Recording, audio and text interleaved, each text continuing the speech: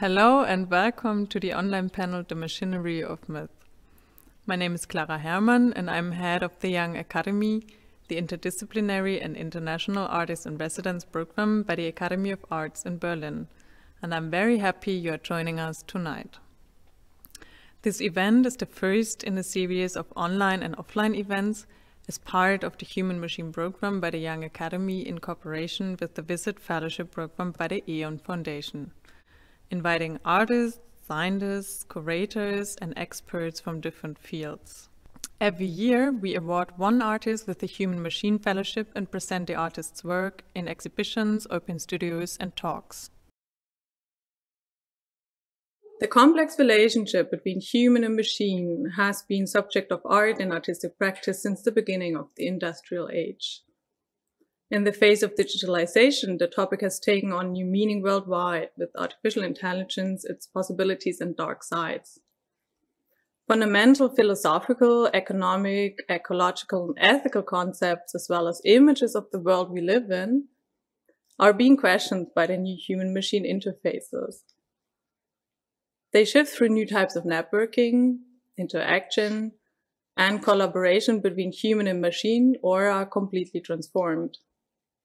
On the other hand, there is the proclamation of alternative ways of being human in the body in relation to nature and technology.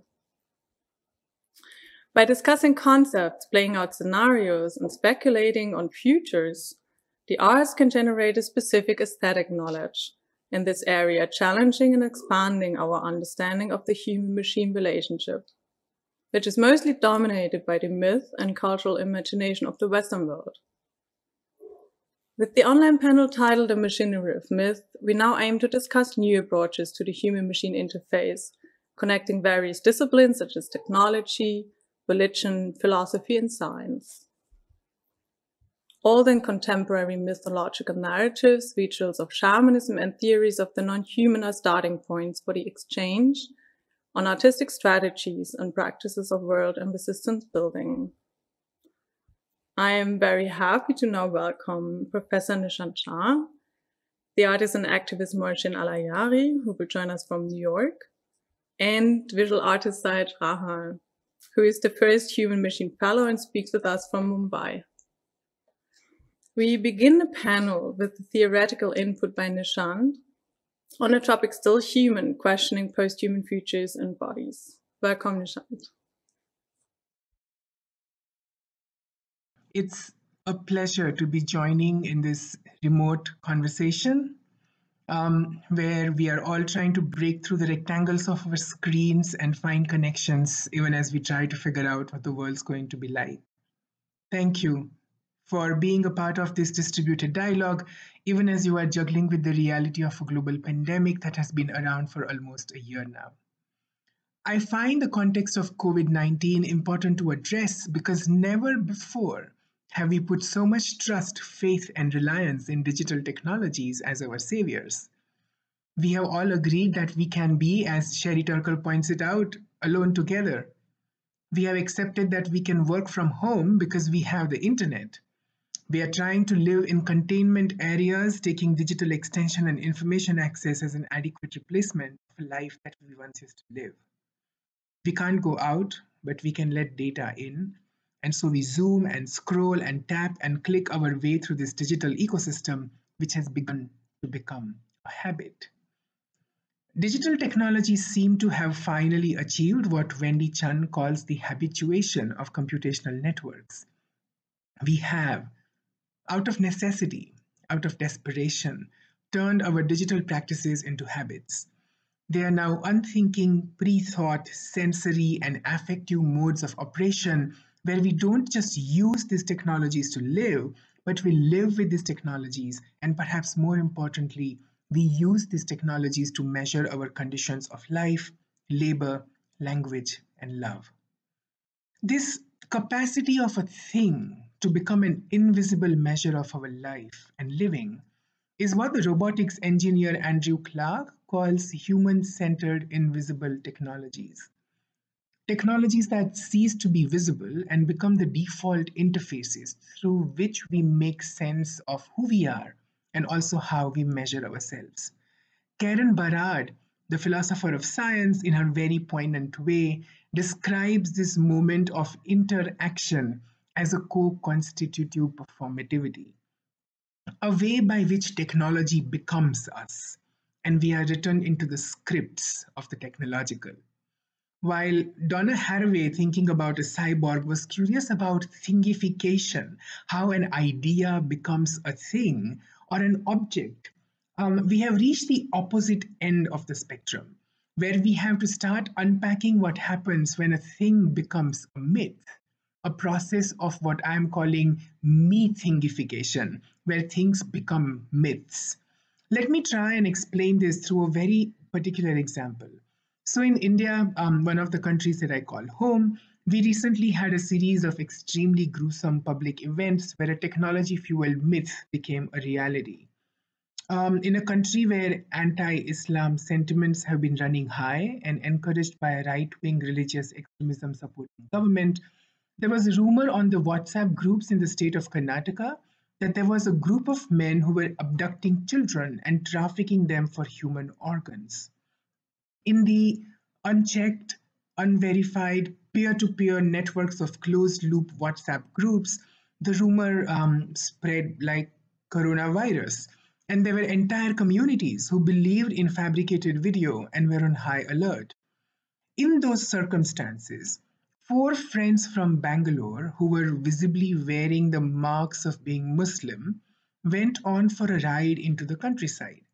On their drive, they stopped by a village and offered some chocolates to children who were passing by and had given them some information about where to find a coffee. Somebody saw these outsiders, these strangers, talking to the children, and before the four men could leave, they were surrounded by a mob of hundreds of people. They were chased, caught, and attacked, leading to one of them dying, and the other three escaping with serious injuries. The police intervention and the subsequent investigations proved that there was no truth to these rumors and that the entire thing had been a piece of fake news. Something that had started as an idea became a thing, the process of thingification. In about 3 weeks event, there were new videos circulating in the region. These were videos of this particular event of the four men being attacked by this lynch mob. And the video claimed that it showed a set of kidnappers caught and brought to justice, using it as evidence that there are indeed kidnappers in the country and that they are Muslim, and hence we should look at them with great suspicion. This bizarre cybernetic loop that converts an idea into a thing and then into a thing into a myth, shaping our habits of receiving information and measuring and shaping our realities, is what I call mythingification. I want to propose today that this process of making technological myths are not about the myths but about the technologies themselves. Or in other words, the mythingification is not about how digital technologies make myths, it's about how digital technologies emerge as myths. And in order to do that, we might want to park ourselves in the world of the philosopher Willem Flusser. In his book, Into the Universe of Technical Images, Flusser makes a distinction between a traditional image and a technical image. One of the core difference between the two, according to Flusser, is the purpose and role of an image. The traditional image, which is the hieroglyph, the cave painting, the artistic expressions, according to Flusser, were a creative, innovative way of capturing the messy reality of our world and rendering it into a two-dimensional moment of enchantment or magic. This was an image that was committed to signification without explanation. It was neither a window nor a map to the world. It was an invocation, a process of expression where something real and difficult to understand gets captured and is made into a thing. Perhaps a very banal example is the red hearts on Valentine's Day, where they signify love without really explaining what it means. We have moved away from that traditional image that was a myth unto itself, signifying but not explaining. We have moved from there into a universe of the technical image. The primary example of a technical image is the written word. Text takes the myth of the image and converts it into a one-dimensional linearity, attempting to explain both the image as well as the world it sought to signify. The text, Flusser says, takes the burden of explanation without signification. This technical image seeks to explain the world and is confident through data collection and realism to be able to reproduce it with fidelity and resolution, to make it completely known and thus completely without the possibility of magic or myth. This technical image is so wedded to the idea of rationality, of knowing everything and explaining everything, that in the process of dismantling the myth, it ends up creating the biggest myth of our times, the myth of rationality. And as German philosophers from the Frankfurt School like Adorno and Horkheimer have pointed out, rationality found its logical extremism in the concentration camps at Auschwitz and in the unfolding of the Holocaust during the Second World War.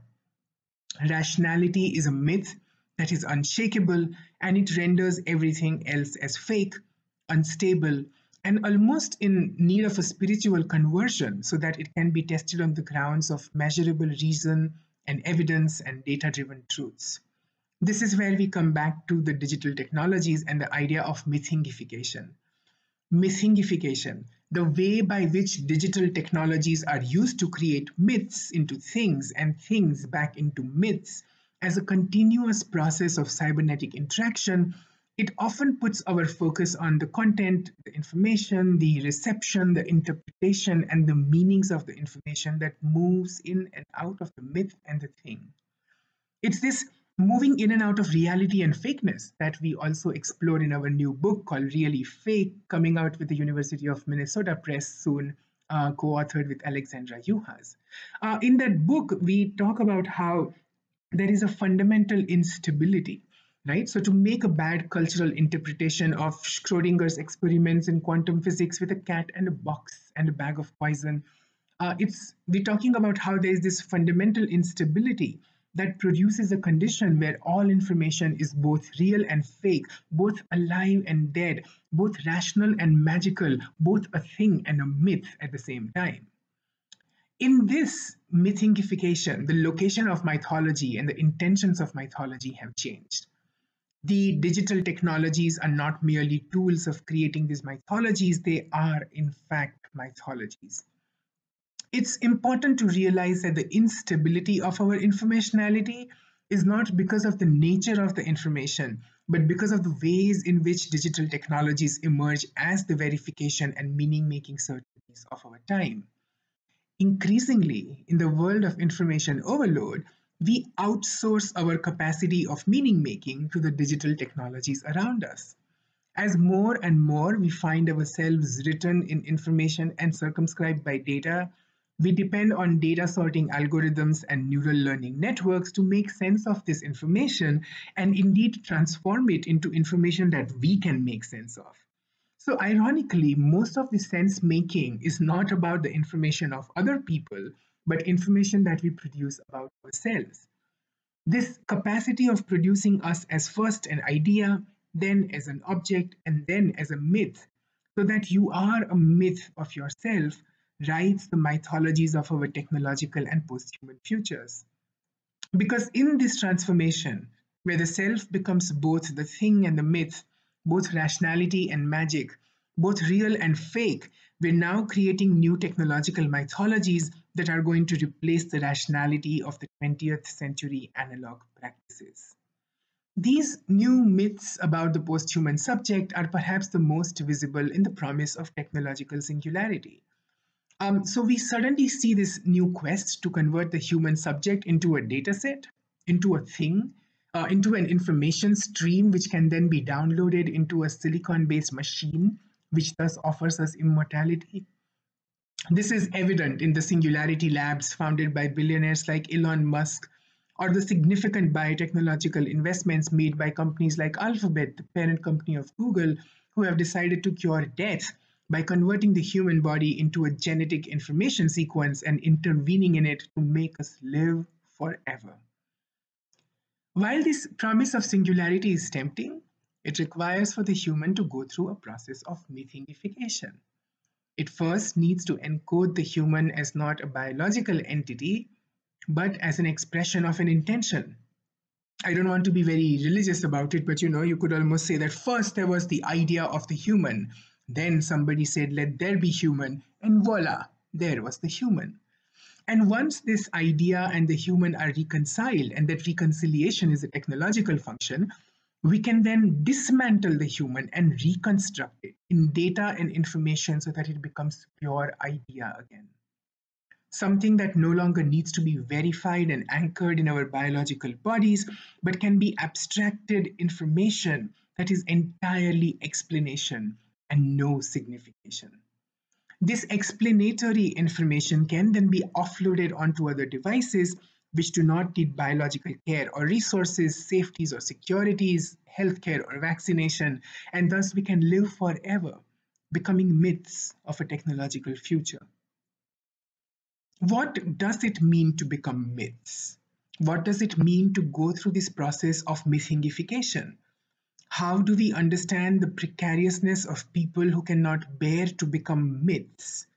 What do we sacrifice in our present times? What resources, what consents, what dignities, what bodies, what lives?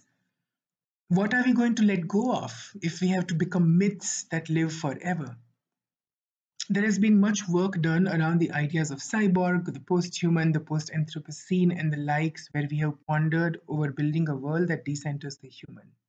There is much value and urgent need there to stop romanticizing the human as a form of meaning-making and to reconstruct a planet that's more equitable to those who have never been human enough to afford rights and safeties and privileges, people and things alike. At the same time, it's also perhaps necessary to fiercely hold on to the idea of the human. Because if we make humans as myths, we are accepting that the only reality is the digital technological landscape that continues to replace our conversations around care, safety, power, and violence with scripts of living in futures that will be explanations without signification, rationality without enchantment, and technological without the human. Thank you. Thank you so much, Nishan, for this great input on the concept of mythification to further understand the mythological aspects of technologies and also what it could mean if we build a world that decenters the human. I would now like to introduce Sahej Rahal from India, Mumbai, who also prepared a presentation to explain his work and thinking. A warm welcome again, Sahej. Sahej Rahal is primarily a storyteller. He weaves together fact and fiction to create counter-mythologies, which interrogate narratives that shape the present. This myth world takes the shape of sculptures, performances, films, painting, installations, and AI programs, which he creates by drawing on sources ranging from local legends to science fiction. Raj has received numerous prizes and participated in group and solo exhibitions worldwide. He currently participates in the Guangzhou Biennale and the Transmediale Festival in Berlin and is the first Human-Machine Fellow of the Young Academy in Visit. We're now going to see the video input by Sahej.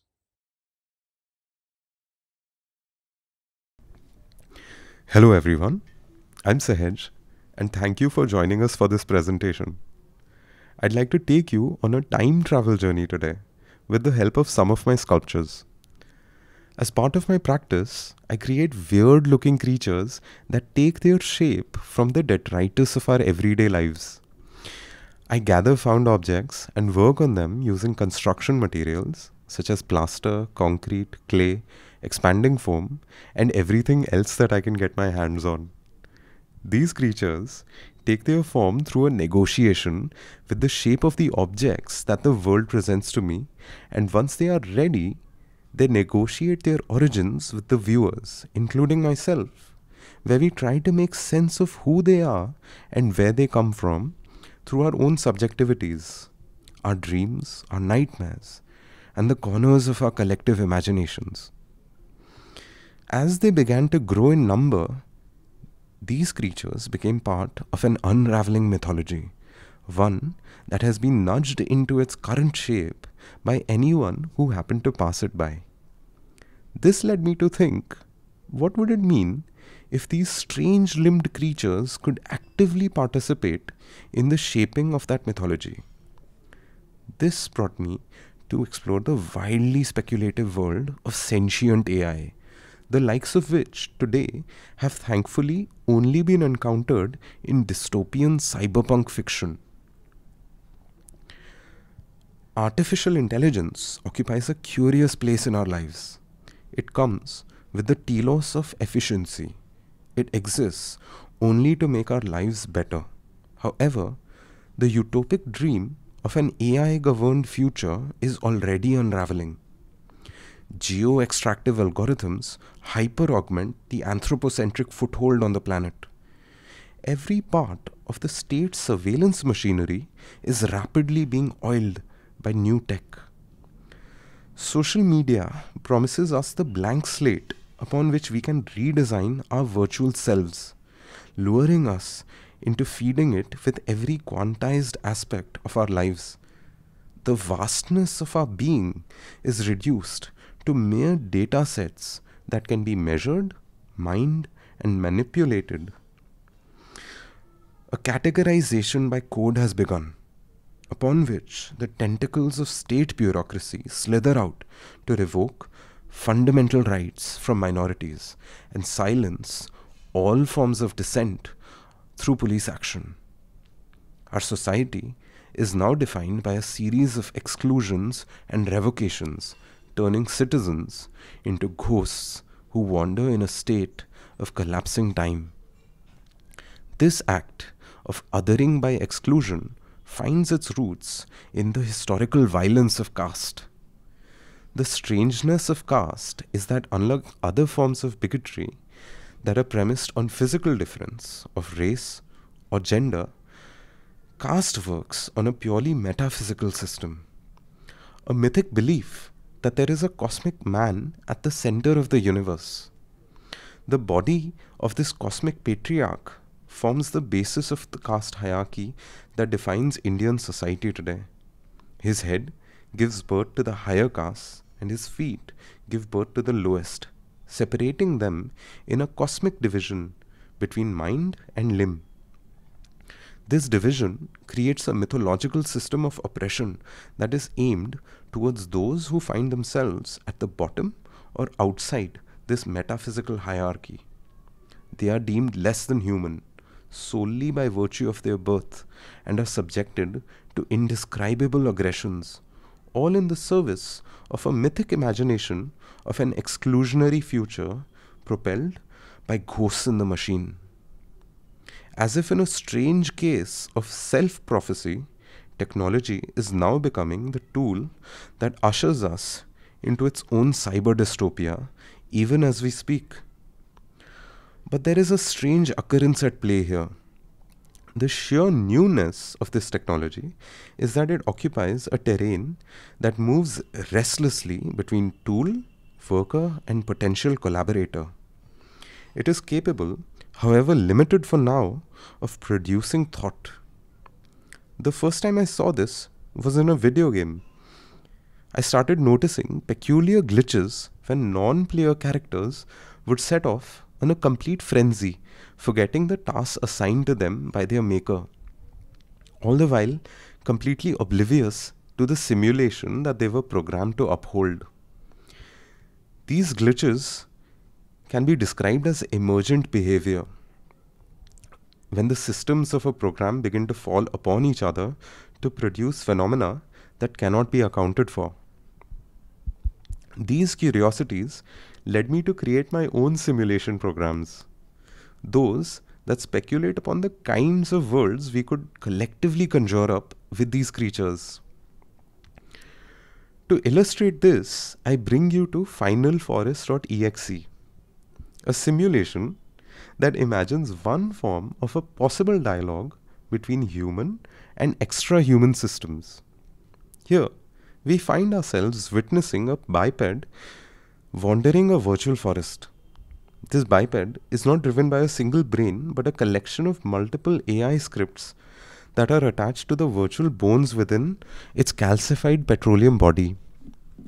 Each of these scripts is capable of listening to the physical world outside the program. It does this by picking up audio cues through the computer's microphone. The audio feedback interrupts the movement of the wandering creature, and when inputs above a certain intensity are registered, it emits a burst of molten black petroforms. In the body of this petro being, the hierarchy of mind, limb, and ear has collapsed, making them indistinguishable from each other. They act as a consortium of ungoverned organs that collectively bring this creature to life upon the porous boundaries of mythic and machinic worlds. Thank you. Thank you, Sahej, for this very insightful presentation, giving us a glimpse into your work. I'm very thrilled to see you soon in Berlin and hear more from you. And now I'm going to introduce Mohsen Al-Ayari, our third guest today, who also deals with the interconnection between mythology and technology, challenging old and contemporary mythological narratives and subverting them. Hi, Mohsen. She's an Iranian Kurdish media artist, activist, and writer based in Brooklyn, New York, who uses computer modeling, 3D scanning, and digital fabrication to explore the intersection of art and activism. Inspired by concepts of collective archiving and cultural contradiction, Al-Ayari's 3D printed sculptures and videos challenge social gender norms, responding to, resisting, and criticizing the current political and cultural situation. Mohsen will now introduce the work She Who Sees the Unknown, Kabus, The Right Witness, and The Left Witness. It's a work from 2019, which features Kabus, a jinn who brings nightmares and sleep paralysis to the human body. You will see an excerpt from a work that was originally developed as a VR film, and later on Mohsen will explain more about the contents and the video, and then followed by a live discussion with all participants.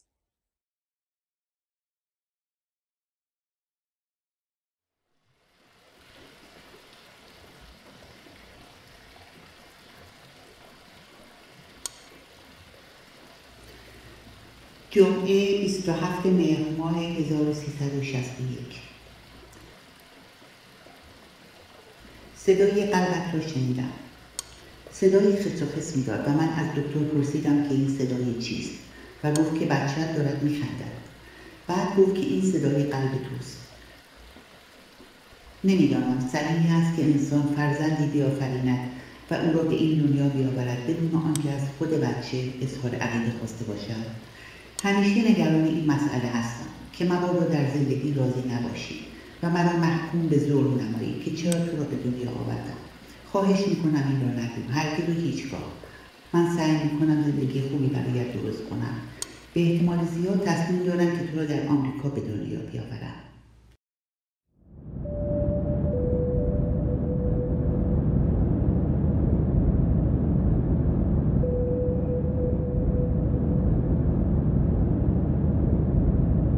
Dear right witness, only you know what it means to hold up,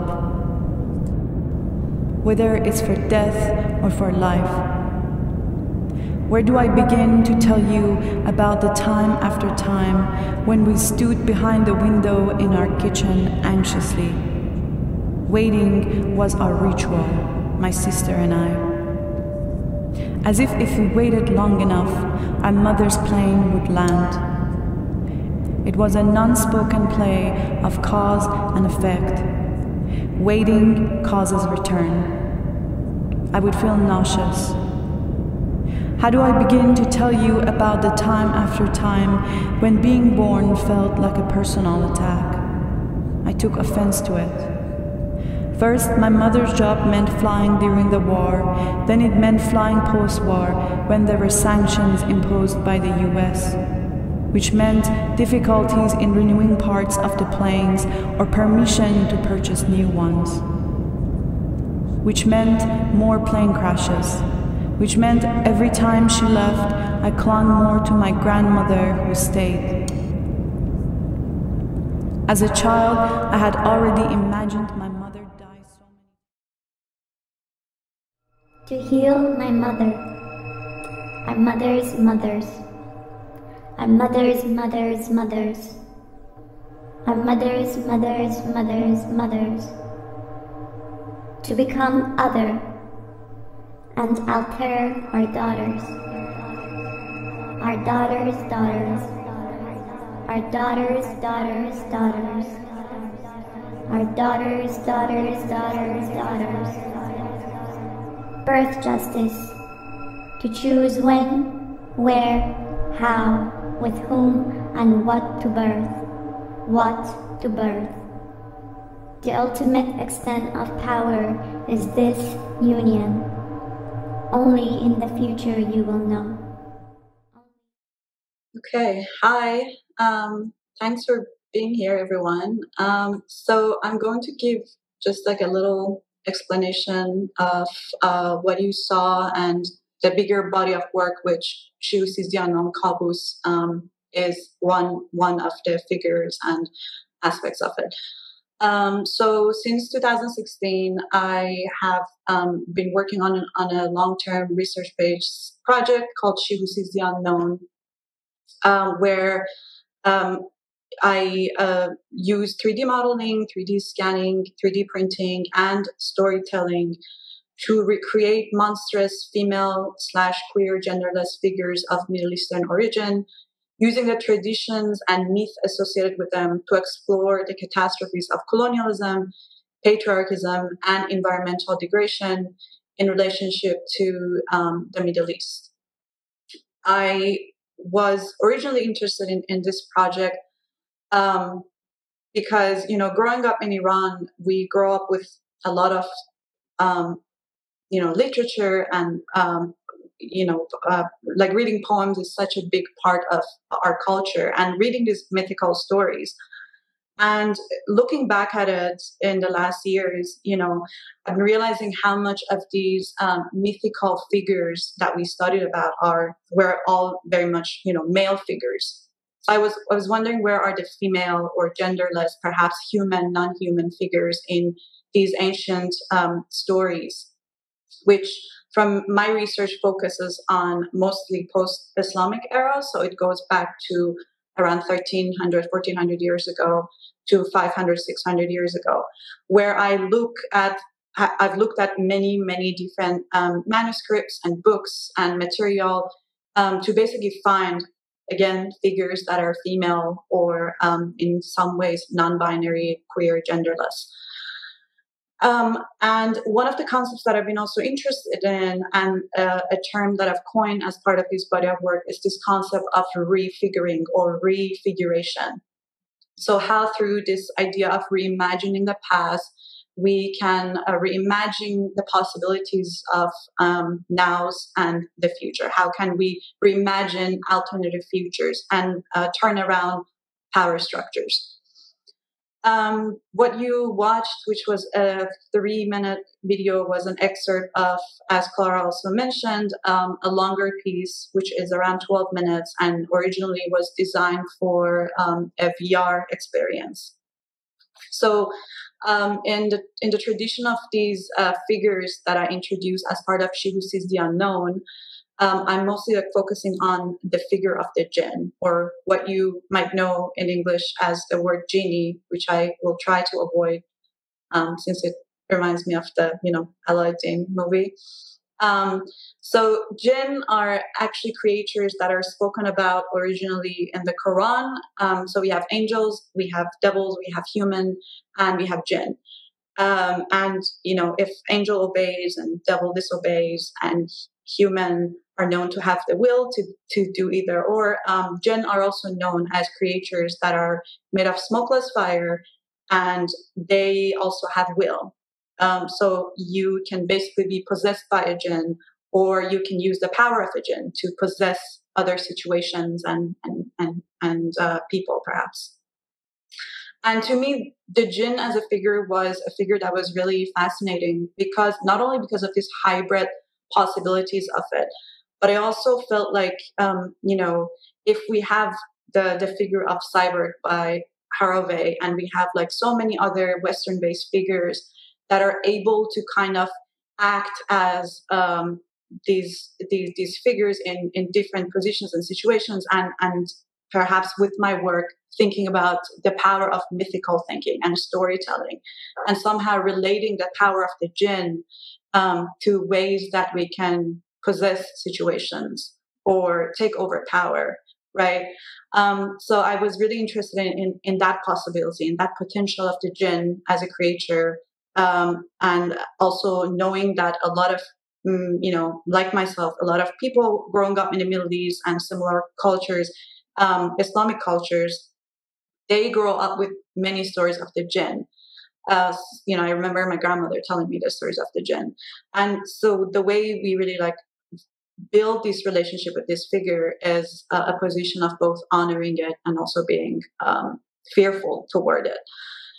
So with Shivasizdianon Kabus, Kabus is known as a jinn that brings basically nightmare and specifically sleep paralysis to human body.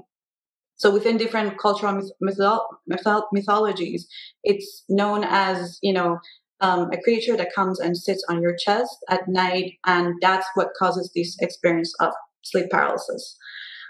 And I wanted to use this idea of, the jinn and having sort of a nightmare-like dream as a way to create a story, which again you experience in a VR. So as the audience member, there's an installation. You walk into this space that looks like a room, and then you lie down on a bed and you put this VR headset on. And as you're lying down and putting this VR headset on, you experience Kabus coming and sitting on your chest. And then in the film, you will be taken through stories of 4 generations of women. So starting from my grandmother and her first encounter with a jinn in a public bathhouse, to my mother's stories that at the beginning of the video you just watched, it was her voice reading from a journal that she wrote during the 8 years of Iran-Iraq war. And she was writing it when she was pregnant, first with my sister and then I, and kind of having doubts. Obviously, again, you saw a little bit of it, having doubts about childbirth and what does that mean to give childbirth during a time that was the war. And then you go to the 3rd generation, which would be me and my relationship to war, growing up during a war and trauma. And then at the end, an imagined daughter, which is between human and non-human, a monstrous daughter perhaps, and kind of questioning these ideas of birthing. What else could birthing be, and what is our relationship to it in terms of like thinking about intergenerational trauma and breaking the cycle of intergenerational trauma. So through reimagining of the possibilities of this like future and really finding ways that we can think about birthing basically and birth justice, which I will talk a little bit more about later. I kind of try to connect these very like specific points and experiences with each other. I'm going to stop here because I know we're going to be talking more about this specifically. So for now, this was just like a short summary. Thank you. All right. That was quite an exceptional tour de force. I think both of you are coming at this from such different perspectives, but also kind of engaging with something. So I have the pleasure of just kickstarting the conversation, and I want to begin by first saying thank you. Those are some extraordinary thoughts. And every time I am in conversation with artists, I feel a little inadequate because I can't make anything. I can only just write. And it's just always a bit of an envy saying, wow, these guys are creating entire universes and worlds to occupy. I'm just picking up on one thing that I'm reading perhaps in both of your works, and that's around the question of technology and justice, right? And I think that's something that will be interesting because in his introduction, Sahaj already kind of points out to the fact that caste, unlike many other social and political injustices, escapes quantification because it essentially is something that makes sense only through the myth where there is no biological or measurable difference in any kind. The only measure of caste is a mythification of a human subject and then reducing it to a specific kind of a data stream.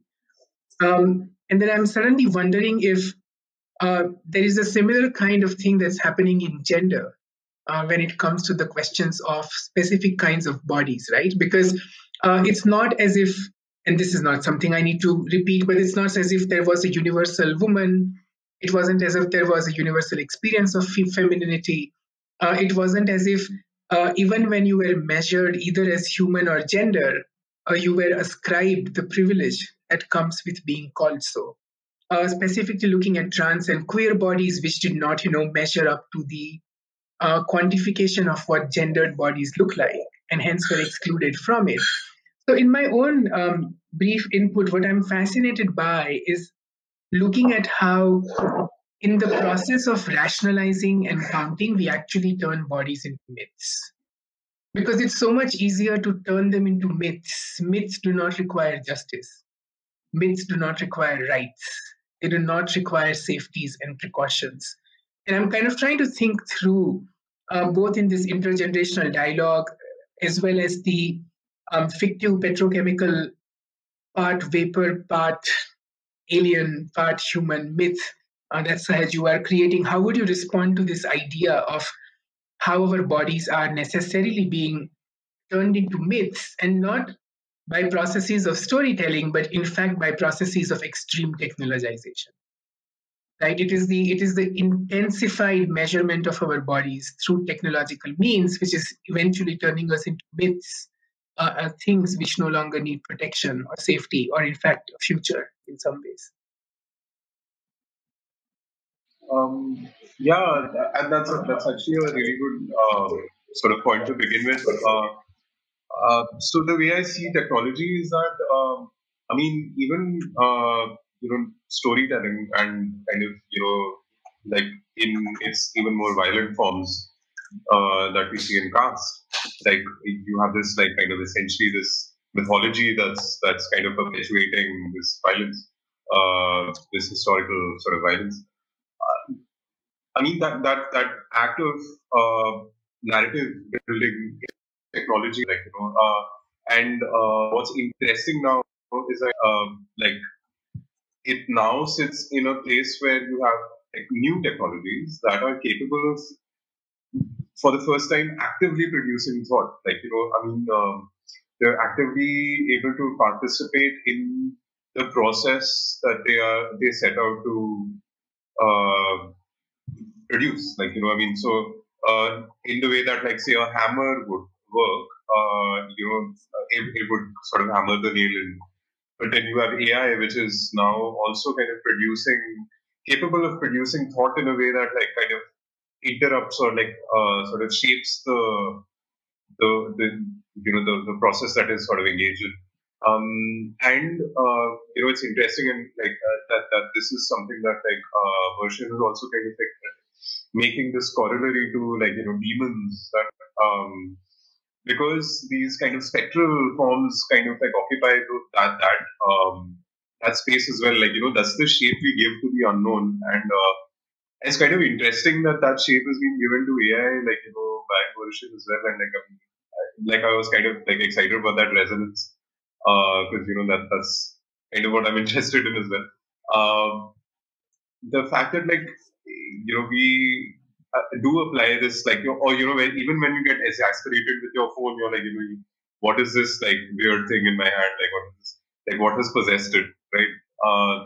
That act of not knowing and sort of relegating it to the world of the demonic is this very instinctual kind of thing where we're already trying to understand it with by projecting these sort of curses on it.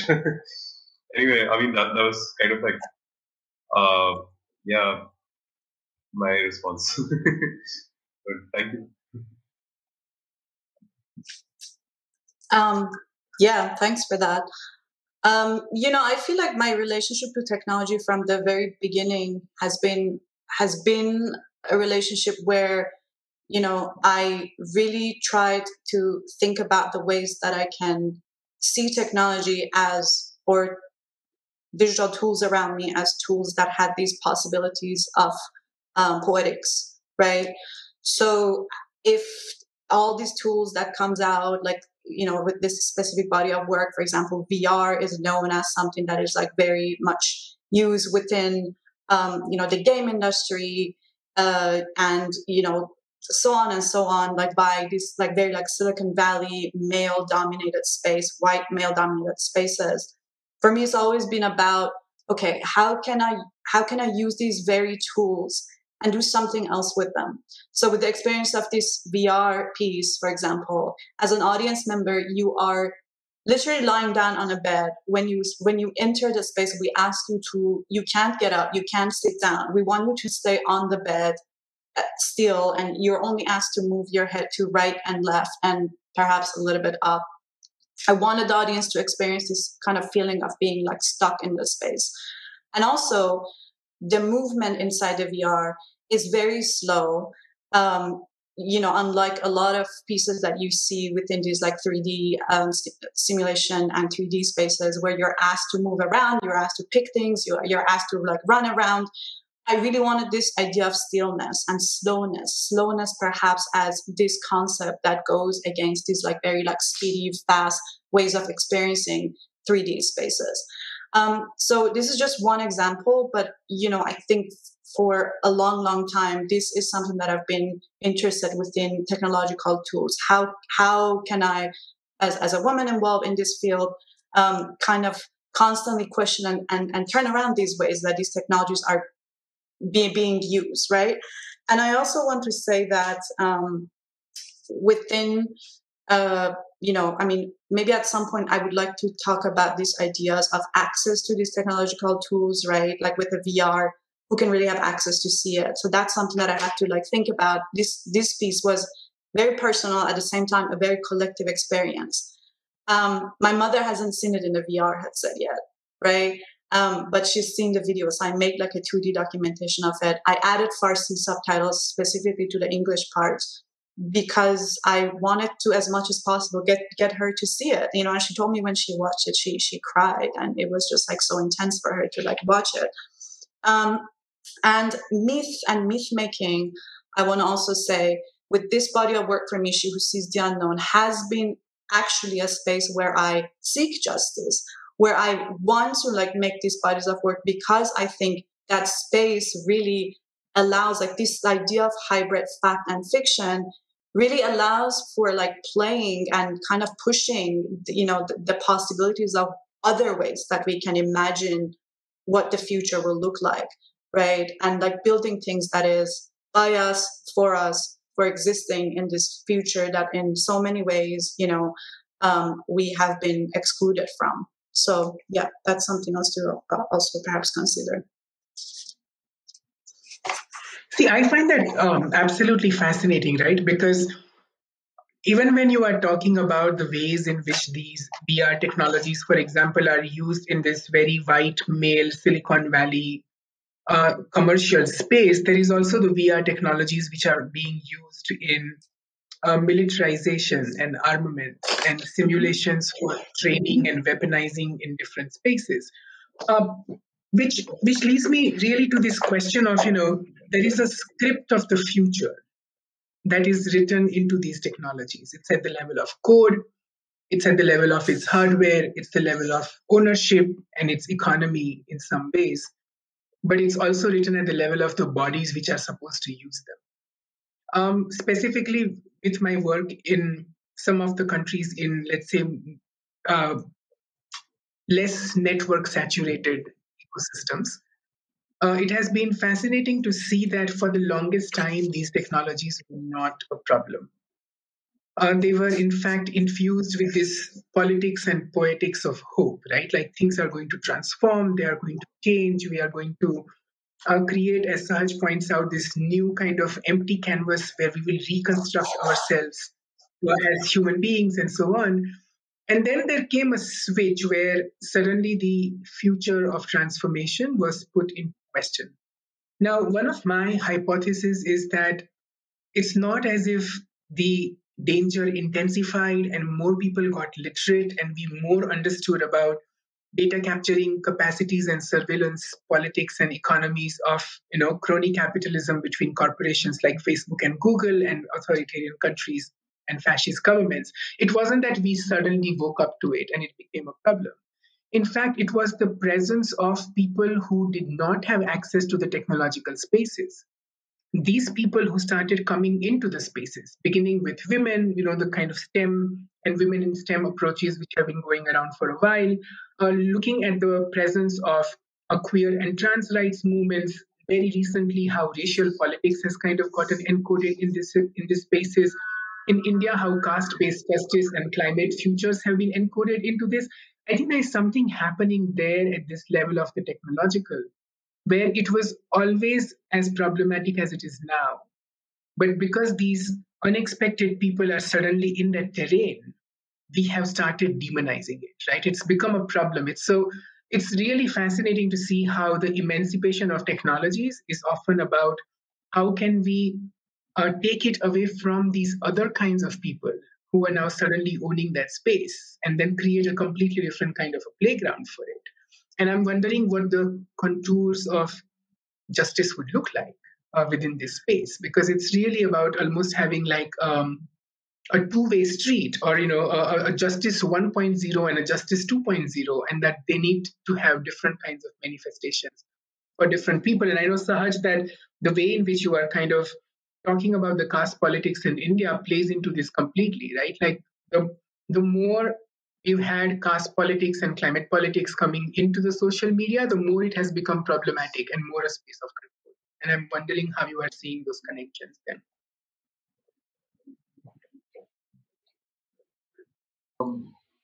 Thanks. So, there's this thing about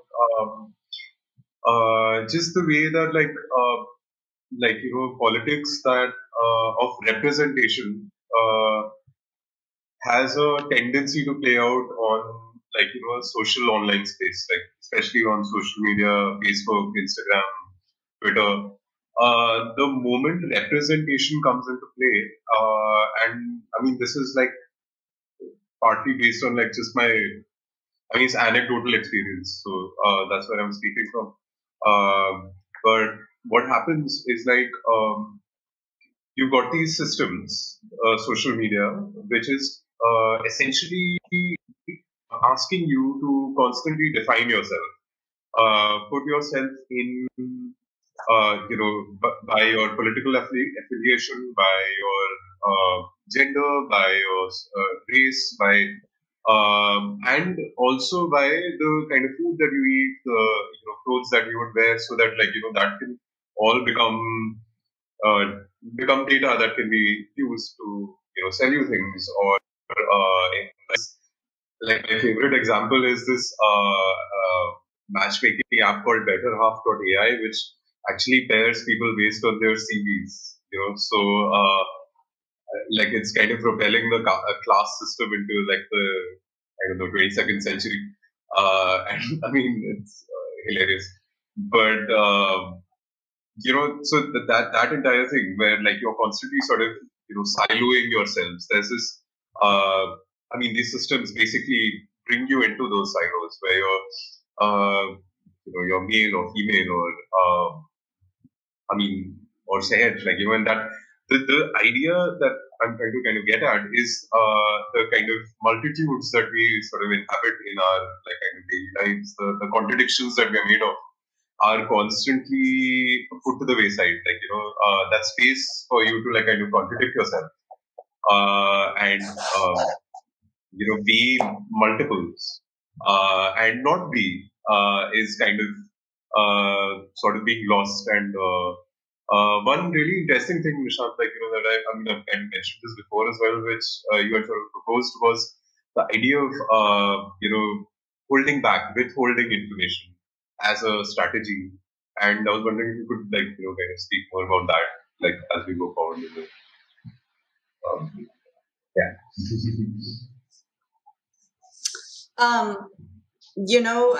I think one of the things that I also think is really fascinating is this kind of relationship between you talked about bringing in, right, And I kind of have been also thinking about keeping out. So this idea about presence versus absence. And the project that I've been working on right now, which is the final part of She Who Sees the Unknown, is creating an archive, which comes from, all this material that I've been gathering, going to different places, scanning, literally hacking a little bit into some of these like digital libraries where they wouldn't give me access to some of this stuff in full, or it was only black and white, or finding different ways, right? Like a really long, complicated process of gathering these manuscripts that are based in the Arab and Persian, again, mostly like post-Islamic era. And the archive will contain all this material and around like 100, 150 images with focus on figures.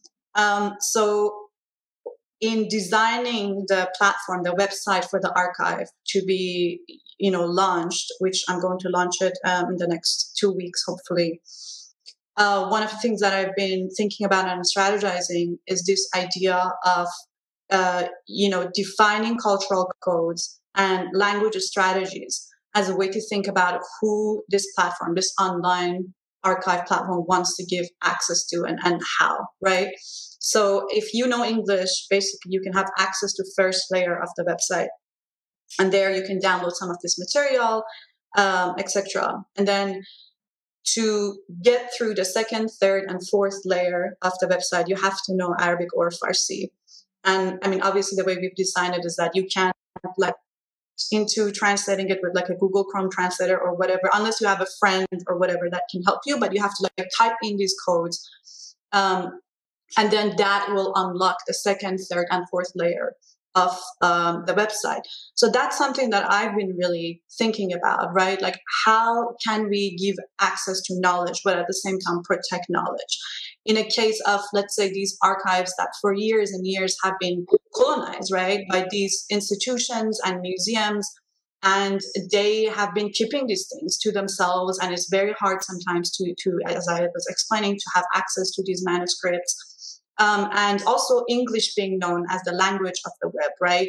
I mean, normally, if you don't know English, you're already stuck between these walls. So for me, it's been like really trying to experiment with these ideas of how can we protect this knowledge? And like I was saying, sometimes keep out certain demographics that I kind of are not my priority to give access to this material that I've been gathering. Well, that sounds absolutely fascinating. It also reminds me a lot of the ways in which, let's say, offline queer cultures have been operating in other parts of the world.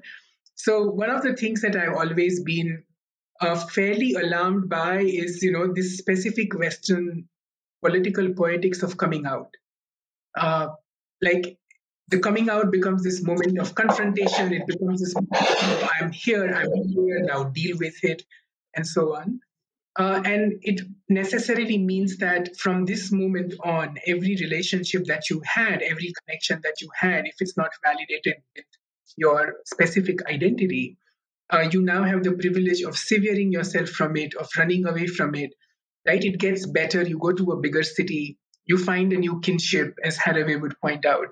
And then there are these wonderful scholars like Fran Martin and Lurong Pong and Ding Nai Fei, who point out that in East Asia, for example, where they study queer cultures, coming out is not an option. Fran Martin keeps on joking, saying, if you come out in Taipei, there is still nowhere to go because you can't afford to live anywhere except for your parents, right? And so you don't really come out, you actually let in. And what does that letting in mean? It means that you don't force yourself to become intelligible. You actually invite other people and make them legible into the systems and your lives in different ways. And it's always been really interesting to see how digital communities would develop in precisely that way, right? Saying that my job is not to make myself intelligible, and my task is not to perform my speech and my agency to your command, but that I want to be reticent. And I want to be selective about what I say and who I say it to. And in that process, I would find a different kind of kinship and collectivity, which I think is going to be fun.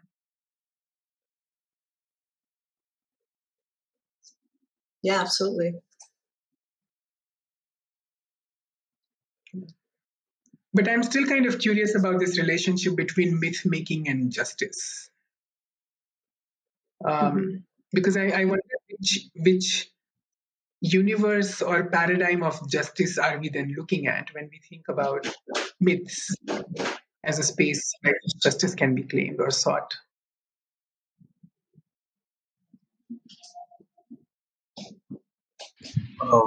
So I'm going to take that as like another opportunity to go on another tangent. So basically what we're sort of seeing play out in Delhi as of yesterday is this like kind of clash between, not clash, but like, there's farmers who are protesting against like, these very draconian kind of like, hyper-capitalistic farm reforms that have been, they've been like sort of put into play, and they were passed like beyond the day. And anyway, now what's happening is the state is sort of presenting itself as there's this Sanskrit word called Sanatan, which and Sanatan Dharma is like the timeless like sort of order, which is another name for Hinduism. So the state is sort of Sanatan, and Sanatan being timeless. So and in like kind of not allowing these farmers to reach the capital, because this has been going on since last year.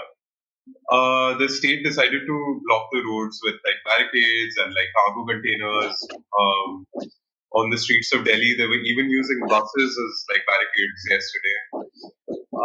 Now, what happened? And then, like while the farmers sort of marched towards Delhi, they so like there's this idea that comes in Sikhism in the writing of this poet who comes from the Marxist tradition in Sikhism called Harinder Singh Mehboob, who speaks about something called Akal Fateh, which is the untimely victory.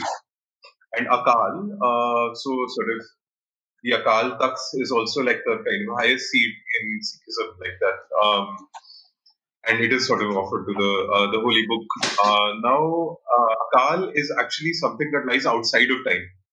So what you're seeing play out on the streets of Delhi on a temporal, metaphysical level is these two conceptions of time. One being timeless, like, time itself, in fact, like, so Sanatan is time itself, where it is concretized and it is taking the shape of the barricade.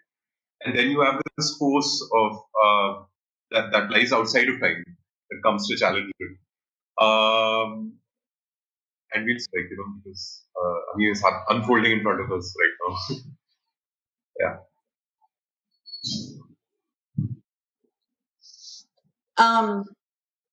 I'm gonna take a little bit of a different route to this question. I'm starting to think about like kind of why I was interested in myth making and what was it about myth thinking that I was like really fascinated with. And, thinking about storytelling in a way that it very much like involves like imagination and perhaps reimagination, right? When you think about the origin of myth and myth thinking, it's full of imaginative figures, things you can do in real life, but then within these like spaces are always like possible. There's a potential of magic and, this relationship between like, I guess like magic and like I say within the title of the work, she who sees the unknown, the possibility of getting to something beyond, right? So I think like really my interest was the term that I explained a little bit at the beginning of this talk, where this idea of refiguring and refiguration, right? That very process of refiguring for me was where I saw the potential of, I don't want to like put the word justice on it, because I think that is such a strong word. And I think to bring justice into something, for me, it's beyond the work of one artist. It's really about building something beyond, just a video and series of installation and, being in a gallery space. But what I think is the power of this myth making is to actually build collectives within these spaces. Like, I think that's actually when the power of that experience of justice can really make sense, when it's beyond the individual artist's creation. And with this body of work and, you know, many other work that I've been doing, something that has been really important for me is how do I activate these spaces beyond me, and also just beyond these like white walls of the gallery, right? So within the Shibuya Non series, for example, I started doing these events, which I call them refiguring or refiguration events. I built a reading room with all the exhibition spaces where audience members could come and hang out and you know, talk to each other. I've organized events, and that's when I think the power of storytelling and building community is within creating, again, spaces that will allow for, you know, thinking and questioning of the status quo, and also being able to imagine what else can we do, right? Specifically with my work, it really is around mostly like demographics of different people from the Middle East, but mostly like focus on women, and like also like, you know, with this work, the queer community. And that's where I also think the archive hopefully can do, that it will become a space for reimagination and something we really haven't had, like focusing specifically again on these like genderless figures in a way that is brought together. So that's where I see the power of justice with this kind of work. That's really inspiring for me. Thank you. Because I have also been spending a lot of time thinking through particularly this notion of what time of justice, because so often the patriarchal forms of state and militarized justice have been anchored in the sense of the self, right? Like it's the individual who gains justice at any point, and the rest of the community, even though they might be suffering, often becomes the spectator of justice being served in a particular way. In India, in the last 10 years, for example, with the amount of attention given to sexual violence and abuse, both in public and private spaces, there has been this enormous amount of performative justice that's being called for. So hang the rapists, lock up the prisoners, lock up the criminals, and so on and so forth. And I have been wondering what it does, because that's precisely the language of at least digital technologies in terms of social media platforms, right? It's performative justice. It's narrowed down to one individual person. And once that specific act of justice has been performed, streamed, tweeted, shared, made into a meme, we could move on because it's over. Like there is this finitude which is kind of presented to it. And so with some of my colleagues, I work with this group called the Feminist Internet Research Network, where we've been trying to think about what does a feminist internet look like. We've been trying to say that perhaps we need to find a new vocabulary of justice, which is anchored in reparation, reconciliation, and restoration. Right? And say that if the crime of the one is the crime of the many, then the suffering of the one is also the suffering of the many. And then how do you both give voice to it, but also the agency for them to figure out what they want, rather than some symbolic act of justice, which is being given into it. And so we are very curious about how do we now formulate and interact memes in order to create these myths which refuse individual-based justice. In many of the Asian mythologies, what has been the most fascinating thing, and perhaps that's also a part of the jinns that you were pointing at, is that they shape shift, right? They take different forms all the time. They become something else, they morph, they possess, they inherit, and so on. And is it possible then that one particular act of injustice can in fact leapfrog bodies and be transmitted across generations, and then it's a conversation that happens, so that it's not like a complete closure of some kind? And I think in Sahaj's work, that's what I have always seen happening, is that this one particular question becomes like a larger question, which becomes a myth that then, circulates. And it penetrates, to use that word, perhaps in some ways. And I find it kind of fascinating that all of us are at least not giving into the gloom and doom of the ways in which justice is being shaped in technological domains, but looking at the ways in which it can in fact be broken and recalibrated.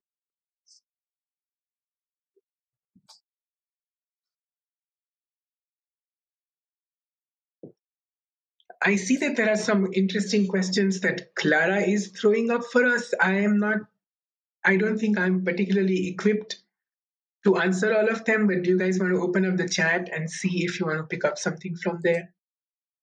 So Saj, this might be interesting for you, particularly because you are coming into Berlin very soon.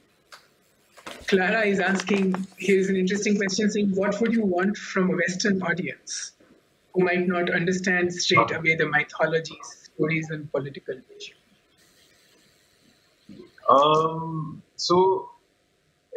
Well, I mean, I do think that like there are Western mythologies, there are sort of like contemporary mythologies, like so there's the myth of the nation state that we are like, or like the myth of modernity as well, or like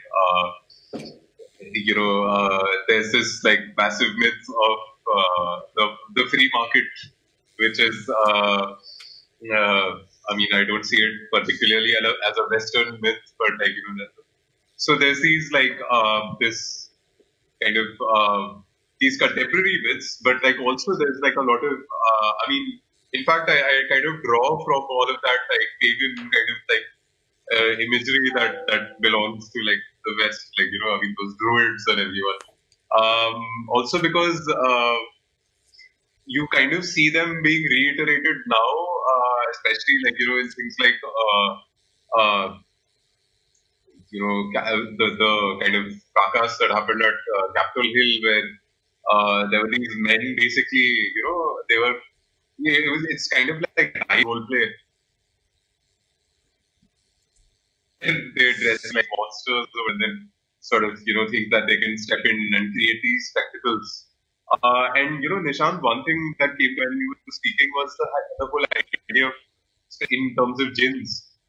So you have the spectacle, and your media which is kind of craving the spectacle, like almost like it creates this vacuum for a spectacle to erupt, and then the figure of the spectre resists the spectacle. This is something that like in Version's video as well, you see these spectral forms that resist iconography because they're moving in these shadows and they're these kind of obsidian forms. And Merchant, actually, just to I mean, out of curiosity, could you speak more about the architecture that you have created, where you situate these figures?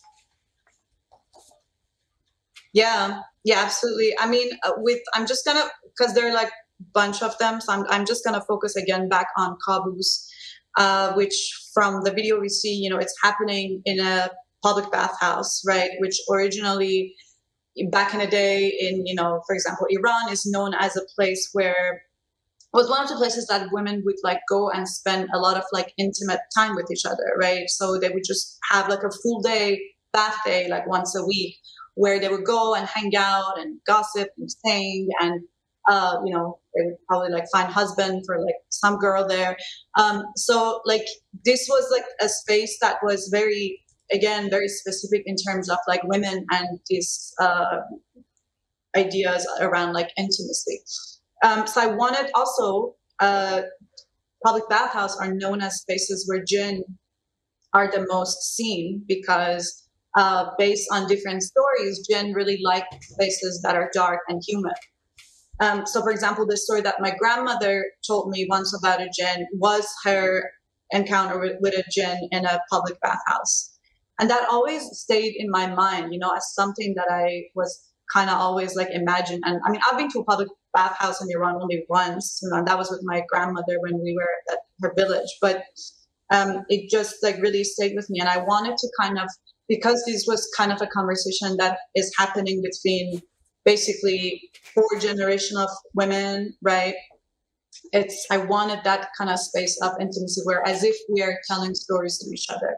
as if we are narrating to each other these ideas around birth and childbirth and war and trauma, and kind of like questioning these intergenerational trauma experiences.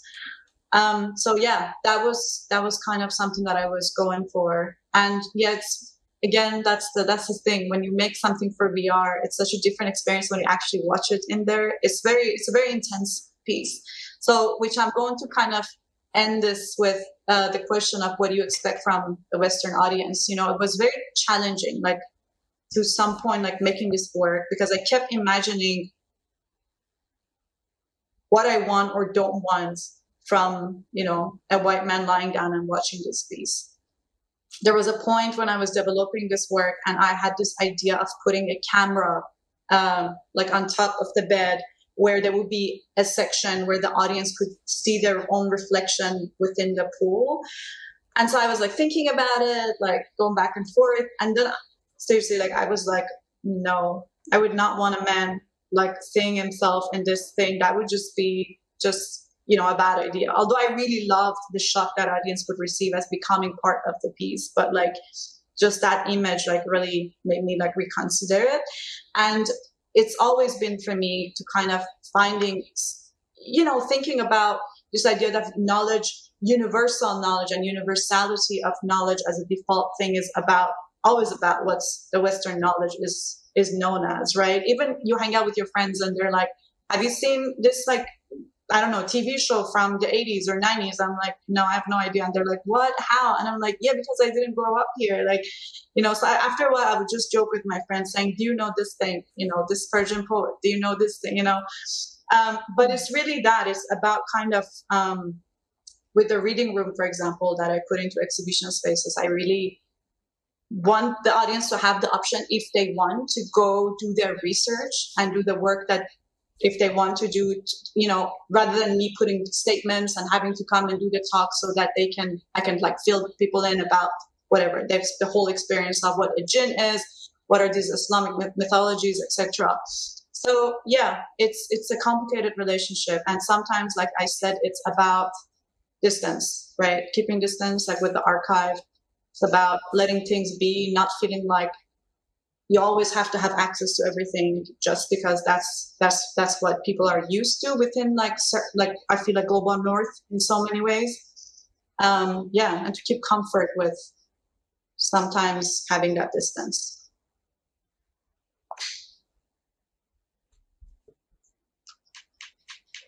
Can you hear me? Yes. Yes, great. Yeah. Just came back in. Thank you so much for the talk so far. There's more questions I have also for you that I would like to ask. One is that you've been in your artistic practice, digital technologies and artificial intelligence have more a positive connotation, how you work with those technologies to build up new worlds. But you also discussed the dark sides of it.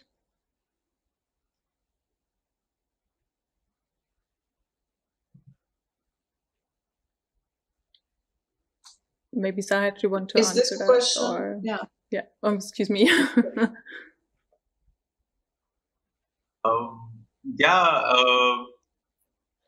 Yeah, it's all like dark and kind of. I mean, yeah, there's this. I guess these objects kind of look scary.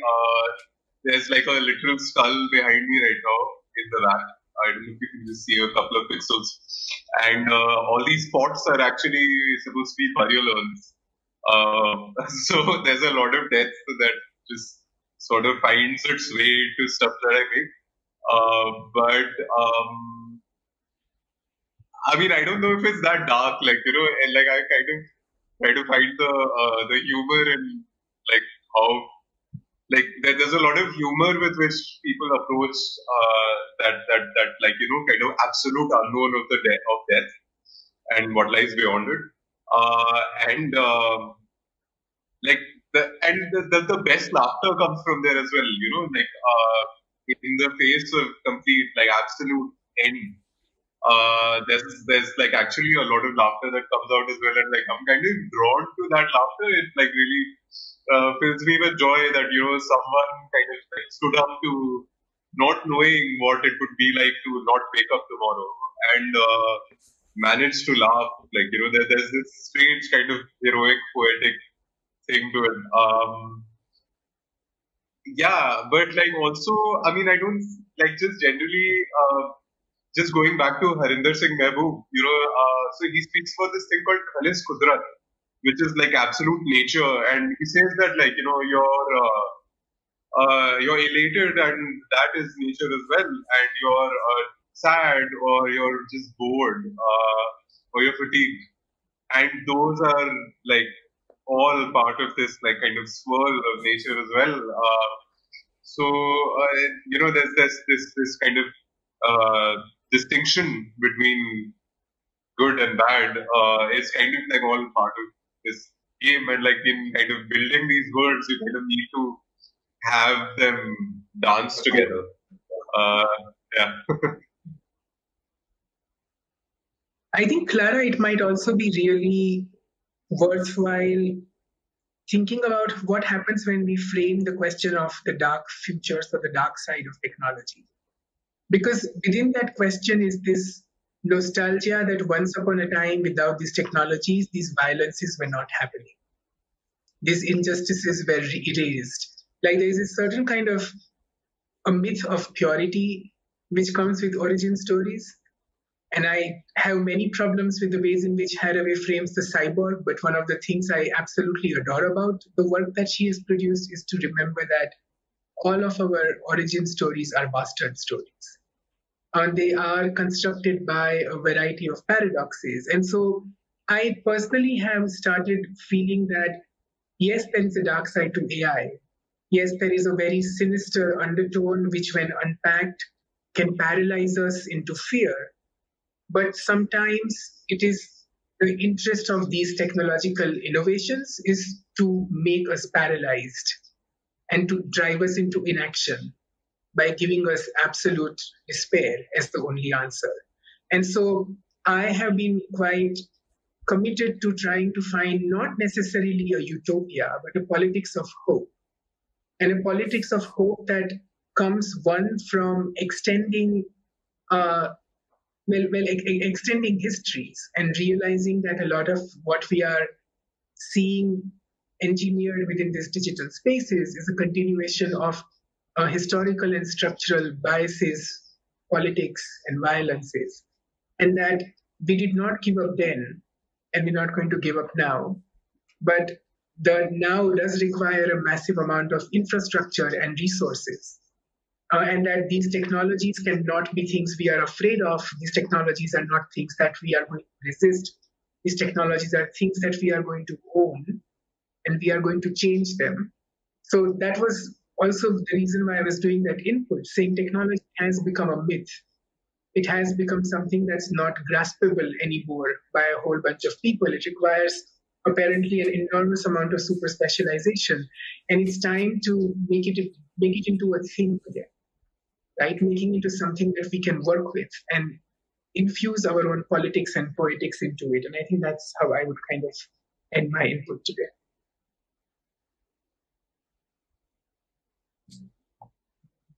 Well, this was perfectly said, so I don't have anything else to add. I do actually have another question that's going a bit back to the intro input video by Nishant. I understood that you kind of also criticized that the human would be decentered. Is that right? And it would interest me a lot what Sahaj and Mohsin also think about that. If the concept of human, if it's decentered or if it becomes a myth, or where's the danger for humanity in all this playing around with the human machine concept?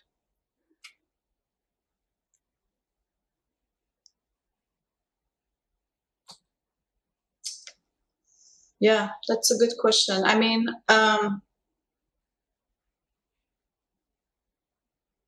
for me, it's always been about like really, I mean, probably also because with this body of work, I was very influenced by, people like Rosie Braidotti and Haraway, and the ways that they really talk about monstrosity, right? The monstrosity, as a figure, that's, to me, a monster, a jinn is an AI. They are, kind of like you can really extend these things in a way that is not just about real, actual technologies, right? Because what is technology? If you kind of go back, a pencil was a technology at some point, right? So it's kind of important for me to really think about the possibilities of these figures in a way that it's not so binary. So yeah, that I kind of within this body of work and the research that I've done, I really have tried to extend that. And the daughter in this, she was Zianon Kabus, who is both a monster and a human, was my solution to ending the trauma, the intergenerational trauma, right?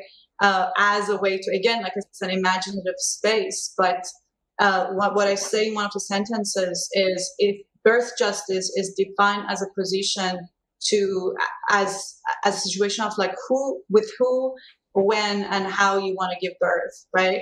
And to it, I add the question of what, right? What else can we give birth to that is perhaps not human, that it could be multi-species, that it could be monstrous human, that it could be imaginative things, that, again, or different ways of thinking about kinship, like Donna Haraway thinks about, which is beyond just, can be a cyborg, it can be an animal, it can be a pet, right? So I'm really interested in that space and the possibilities of that space, in a way that it can really open up potential and add to that, I guess, really, the, again, not dominant, just Western-based ways of thinking about these things. And once that space opens up more and more, and like Nishant was saying, it's always, this injustices always have been there.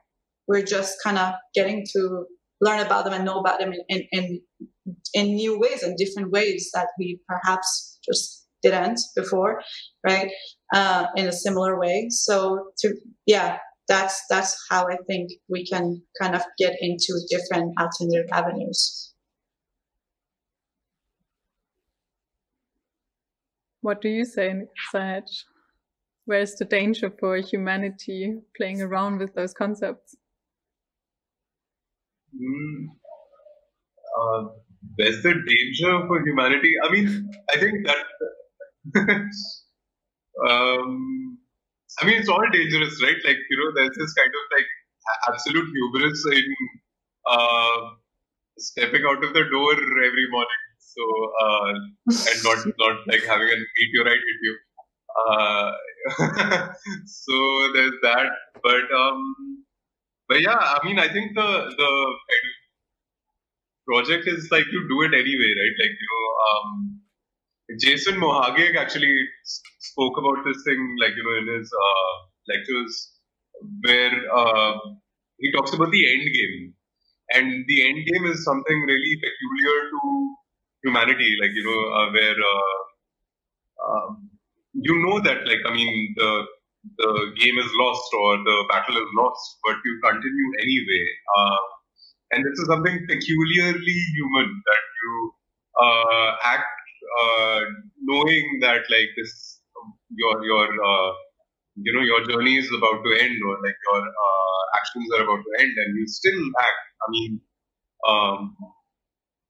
So there's something quite interesting over there, in terms of what propels us. I don't know, it maybe because it's not even a thing for posterity. It's not about leaving behind a legacy. You're faced with this kind of oblivion, and you still decide to act and not just stay in bed. There's something quite hopeful, yes, but also kind of larger in the way that we just kind of negotiate the universe around us. So yeah. Can I add one more thing about dangerous? I think there's also a question about who is becoming dangerous for who, right? There's this idea of,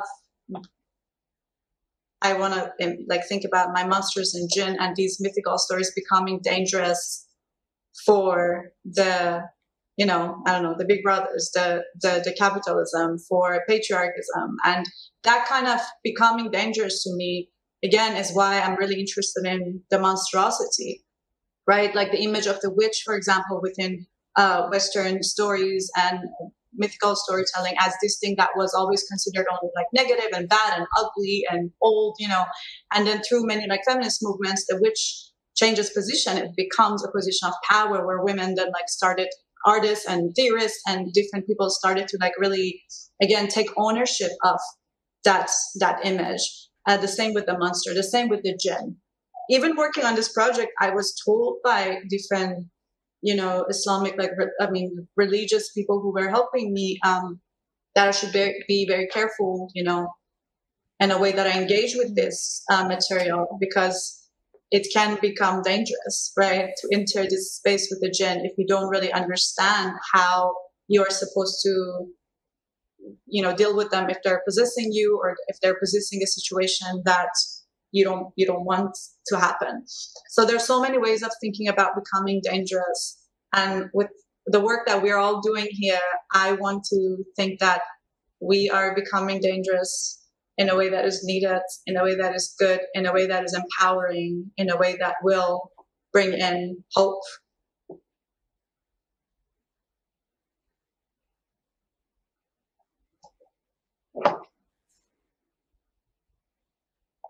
This is great. I have only one last question to end with, and which actually someone did ask me the other day who works in economy, asking, do you believe that artists or art could make people be less afraid of digital technologies and artificial intelligence?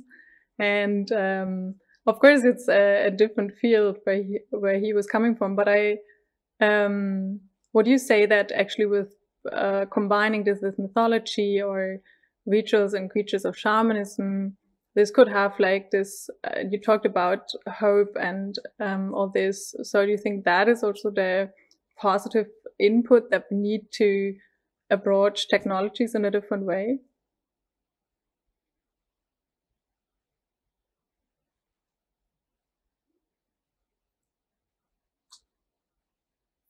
Who wants to answer this? Maybe you. I'm not an artist, so I would not want to answer that. I would only say that I don't think it's anybody's job to make people less afraid. But I think the most interesting interventions in human-technology relationship is to define and shape the modalities of intimacy that we have with these technologies. And I think some of the most interesting work is coming around realizing that intimacy is a double-edged sword, because on the one hand, it is a relationship of trust and vulnerability and intensity. But we must also remember that intimacy is also the space for untold violence and hurt and power. And I think managing that specific seesaw of a relationship is what I would call technological intimacy. And I think a lot of the work that is happening around us is trying to do that. So not to naturalize technology, but to make them our intimate partners and then see what happens. I would like to, add that I think, for me, kind of being involved with new media technology, art technology in the last 10 years, and kind of, more and more professionally, obviously, right, the thing that you always experience within this field is, again, the lack of women of color, Black women, Indigenous women in these spaces, or queer, non-binary people, especially, again, people of color. So one thing that I would say is that, doing these lectures and being at universities and being involved in different educational programs, I think the most rewarding thing is, and not just me, but a whole collective of, us doing this kind of work, right? To give the newer generation this not just hope, but this image that they can see themselves within these spaces, right? Because for so long it's been intimating to kind of just see, again, the Silicon Valley white men within these spaces and women being like pushed out of these spaces so often. So when I first started working with like 3D printers, and I would be at these like labs for like hours with these 3D scans and 3D printers, it was just so beautiful to see suddenly so many like women being involved. And I think that's also kind of like at least with, let's say, coding, it was a natural situation where like women were involved at the beginning more and more, and then through time get like pushed out. And again, now we see kind of a comeback. So I was just like, I hope this will stay. I hope these spaces will become spaces that like women don't feel pushed out, don't feel like it's not their place to be, you know, participating in them, because they do. And yeah, for me, I think like one of the things that I try is to show them, or like, again, especially younger students, etc., that these are the spaces for us. And then the more we are in it, the more we build it toward what else we want them to be.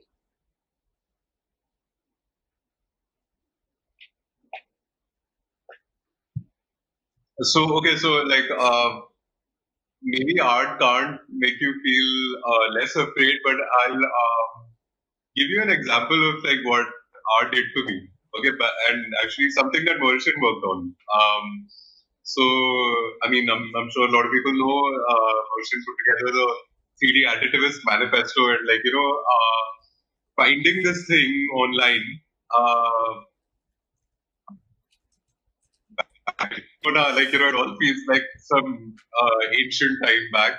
But like finding this thing online, and you know, this massive, like, I think it was like a 6 or 7 GB like collection of just like 3D scans that people had put together, and like, you know, and just going wild, and like, you know, like I remember going like crazy about it, like saying that like, oh wait, this is possible, like, you know, you can have this mad thing with 3D scanning, when everyone's just like trying to tell you, oh, you can 3D scan and print your new toothbrush, or, you know, I mean, an extension for like a shaver or something like that. And, you know, like, I mean, it was just that, and then like, you know, here's a necklace with Edward Snowden's head on it. And I was like, wow. Yeah, I mean, art can fill you with awe, which is nice. Anyway. Great. So the last fundamental question about what art can do, or that it of course doesn't have any job. We have reached the end of a great event, and I hope you all had a really interesting and inspiring time. Thank you so much to Nishanta, Sahejal, and Morshin Alayari for joining us, and for all the work and thoughts and the great presentation. Thank you so much. I would also, of course, like to thank our audience. I would like to thank the team of the Academy of Arts, of the Young Academy, the technical support, and of course, special thanks to our supporters and partners from the Aeon Foundation, Stefan Muschig, who's head of the foundation, and Daniela Berglin, curator and coordinator of the visit program. You can actually apply for the next call for the Human Machine Fellowship in the next days, hopefully, if we do our homework next week. And so we actually hope to explore a new concept of the human-machine relationship through artistic works and worlds. Thank you so much. Thank you.